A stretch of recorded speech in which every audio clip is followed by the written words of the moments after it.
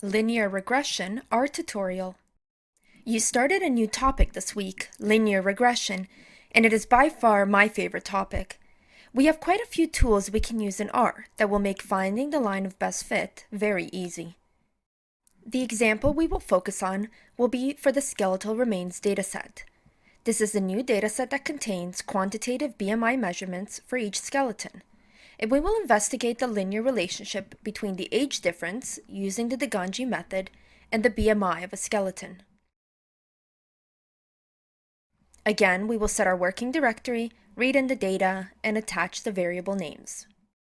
Let's start with a scatter plot of the data. Recall that with the plot command, we can obtain the scatter plot, making sure that the first entry is the independent or predictor variable BMI, and the second entry is a dependent or response variable DG difference. By just looking at the scatter plot, it's hard to try to explain the linear relationship. We need to obtain the line of best fit to be able to do that. For linear regression, we will use the command lm, which stands for linear model. The general form for lm is response tilde predictor. For us, it will be DG difference tilde BMI quant. The lm command will give us the line of best fit, that is the values for the intercept b0 and slope b1. So we can say that the line that best describes the linear trend of this data is y is equal to negative 23.3 plus 0.41x. We will need to save this linear model we have created to be able to use it later on, so we will save it under an appropriate name, linreg.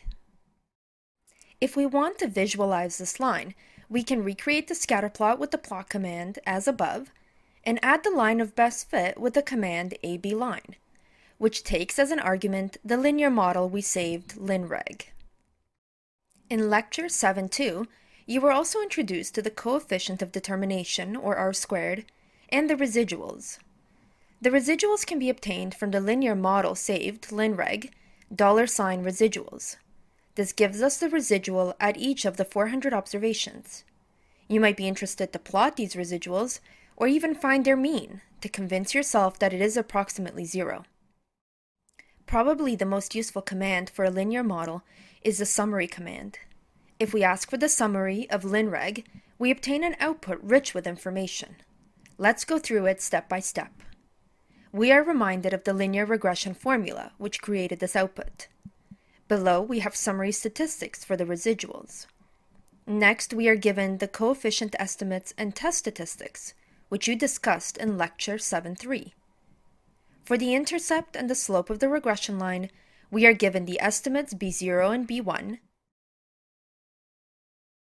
the standard errors of B0 and B1, and a test statistic and associated p-value for the two-sided hypothesis test of whether the coefficient is equal to 0 or not. Some of the bottom statistics might also be of interest to us.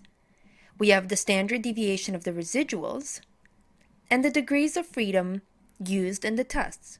Recall that was n-2. And we also have the coefficient of determination, R squared. I hope you find the commands you learned here useful.